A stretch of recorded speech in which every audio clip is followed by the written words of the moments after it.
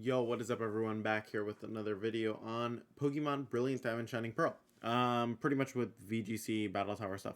But in this video, I want to talk about why you guys should be using Azumarill. Azumarill is a really good option in the current format, and I kind of want to go through it and kind of give you guys an example why.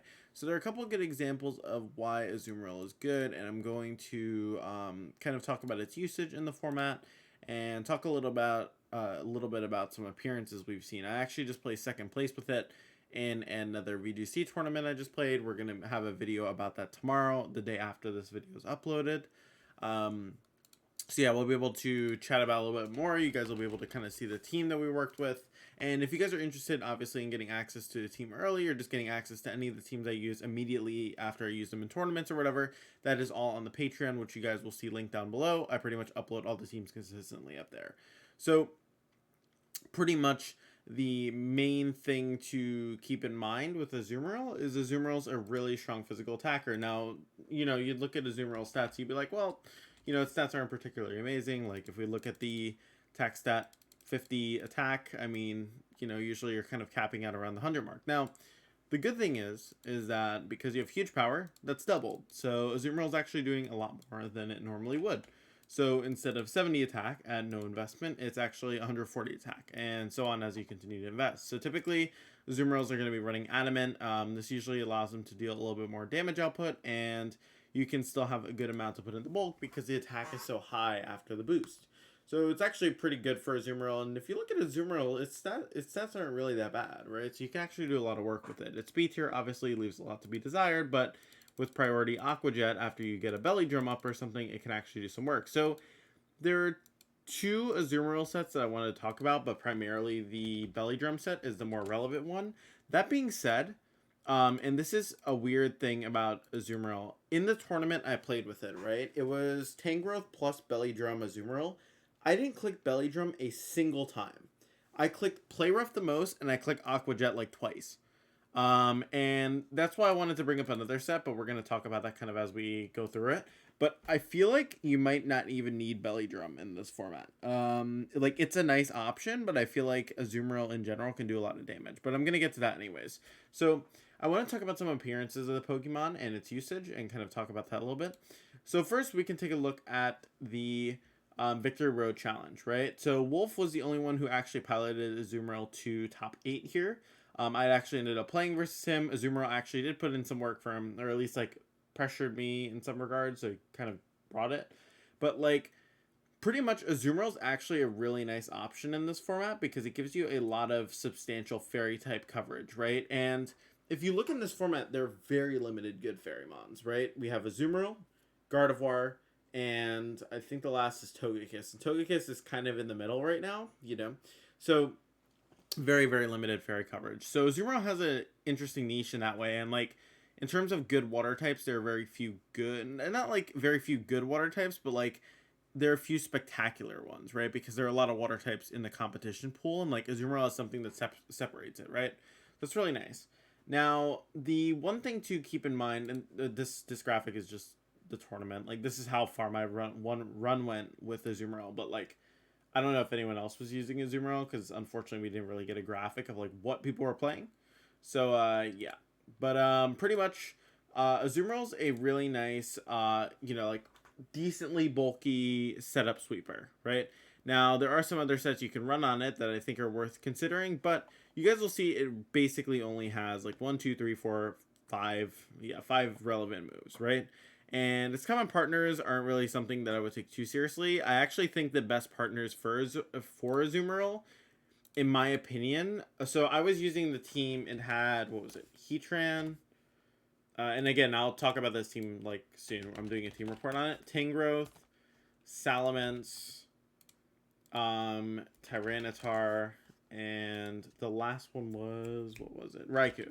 So pretty much, you guys will notice, like, the main idea of the team was pretty much having screens, bulky, and then support with Azumarill this, redirection, and then, it had a Dragon Fairy Steel Core. So the nice thing that you can do with the Azumarill is pretty much pair it with a Dragon Fairy Steel Core. Those cores are usually really good defensively, and specifically Azumarill, Heatran, Salamence pair really nicely together because You know, Salamence, weak to fairy moves, weak to dragon moves, and weak to ice moves.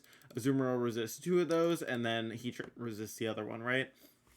Heatran's weak to grass moves, right? Not grass. I don't know why I just said grass. It's weak to what's it called? Water moves. Azumarill resists that, and it's weak to ground moves. Salamence is immune to that. So like this core is actually really nice. Something I would consider using with Azumarill 100%. If you look at Azumarill's weaknesses, poison, Heatran resists that. Electric, that's the only one not resisted out of this core, and then grass, which is resisted by both. So definitely a really interesting core I'd be keeping an eye out for, just because I think it's really good. And then Tank Growth was a really nice round out to this core, so it's definitely something I'd be looking for. But yeah, pretty much Azumarill is a really strong physical attacker, and I think that it's so strong in what it does, and it's so unique, because compared to like any other water type, right? Let's just look up like at the usage, right? First water type, Rotom, special attacker, right? Special attacker. Then it's Azumarill, special attacker, physical attacker, but Gyarados is really limited by its move pool, and Ice Fang isn't like it's good to have a nice move, but like it kind of gets walled by shit like Gastro, you know what I mean? And it also, like, if it's Gastro next to something, like Gyarados is just in a really tough spot, pretty much. Milotic, same kind of issue, special attacker, right? Like there's so much oversaturation with special attacking water types that Azumarill is the only legitimate one that actually puts in a lot of work, and especially has really good coverage to do so that isn't just limited by Gastrodon. It can actually hit Gastrodon, and that's why it kind of sticks out, and I think we're going to see it kind of pop up as the premier water type, besides maybe Gyarados. But yeah, I think that in general, Azumarill has a really nice kit, and like even if we look at the movesets, right, like pretty much these 3 moves are always guaranteed. I think it's kind of like the Incineroar syndrome, where it's like fake out, parting shot, flare blitz, always on the mon, right? I really think that the last move is really up to debate. Now it has a couple of physical coverage moves, and you could even do something like Parasong on it, but I think that pretty much Aqua Tail or Waterfall, depending on how risky you want to get, or even Superpower is a really good call on it. I really like the idea of Superpower. The main reason why I like Superpower a lot is because Superpower can pressure stuff like Tyranitar for the KO immediately, right? Without the risk of missing like Play Rough. And it also gives you a good move into Heatran next to Gastrodon, right? Or like next to some kind of like something that will prevent you from going for the Aqua Jet, right? And pretty much it just kind of screws over Gastro stuff that just tries to keep you away from the partner. Even stuff like, you know, Gastrodon and like Tyranitar, you don't want the risk of missing, or Gastrodon plus, I'm trying to think of like a good example, but pretty much like that's the idea, right? So like Superpower is a really nice coverage option. It doesn't get Ice Punch this format, unfortunately, because like no tutor moves, or like bad tutor moves. Iron Tail isn't really worth considering. I really think honestly the best thing you can get out of this is going to be the Superpower coverage. Now there is a couple of cool moves that I did want to talk about. Soak being one of them, Sing being another. Sing is a really inaccurate sleep move, but it could bail you out of certain matches. Soak is really nice because you can actually soak something and then follow up with like a grass move and like absolutely mess something up. Helping Hand is worth noting, but I don't think it's going to be the most important on it, because obviously it helps the partner, but realistically Azumarill wants to be doing the damage. That being said, a lot of the time there will be fake outs coming into Azumarill because people will anticipate that you're going to be setting up a belly drum on it, so it could give you a substantial advantage. Couple of other things to notice: Substitute could be really nice, especially paired next to like a citrus berry, because then you're able to just go for that protection from getting intimidated, and then you're able to spam Play Roughs.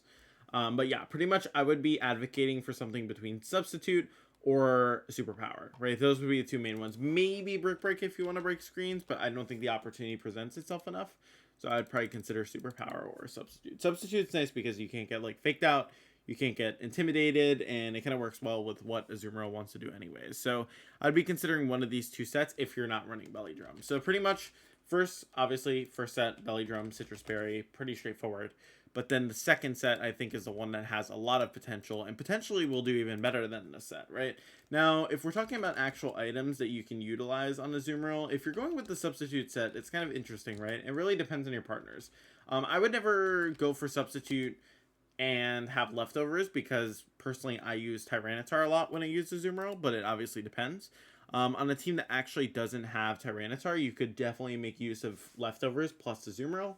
A couple other options you have is Wakanberry, because it is getting hit by electric type moves a lot. But I find that honestly the most universal good item on this thing is Citrus Berry, because even if you're running Substitute, right, it's taking 1/4 of your HP. You can EV the Citrus so that you basically get the maximum recovery from Citrus Berry. Substitute exactly procs like 5 times, right? And you're probably not going to have that much health anyways. Like, you're not going to have a perfect amount of health to substitute 5 times. But it just basically balances out. So after 2 substitutes, you're able to get up that, what's it called? You're able to get that Citrus Berry recovery. So it works out really nicely. And Citrus Berry just helps with its longevity. So I kind of like that option a lot. Now, you could also justify Mago, I guess, or like one of the pinch berries, because then you get 4 substitutes guaranteed. Actually 5 substitutes guaranteed. But like, the opportunity to substitute 5 times with the Azumarill without getting hit is very unlikely, so I just feel like Citrus always comes into play a lot more. But yeah, these are the 2 sets that I would definitely keep an eye out for, whether or not it's the substitute coverage or the superpower coverage. I would definitely keep an eye out for Azumarill. I think Azumarill is so strong, it fills a niche that no other Pokemon fills, especially because of the limit of fairy types, and especially the limit of physical water types, right? Like, it fills 2 niches. Like, fairy type here, right? And then... where's Gardevoir? Because Gardevoir is the other fairy type I'm thinking of. Yep, Gardevoir here. Literally, those are the only 2 relevant fairy types in the format. Like, there's literally nothing else that is a relevant fairy type at the moment. So it's pretty much a guaranteed, like, it's going to be one of the big 3 fairy types. So definitely keep an eye out for Azumarill. Definitely make sure to utilize it. I think it's super, super good, man. It's so cracked. And make sure to kind of keep an eye out for it. I think it's going to be a substantial threat in the metagame. But yeah, guys, once again, thank you for all the support on the videos. We'll have another upload tomorrow where I talk about the team that I used to get finals in the tournament. And yeah, hopefully you guys will enjoy that. But thank you guys so much for your support, as always, in the videos. And make sure to check out the Patreon down below if you guys would like to access teams early, access to movesets, EVs, stuff like that. And yeah, guys. Peace, and see you guys on the next video.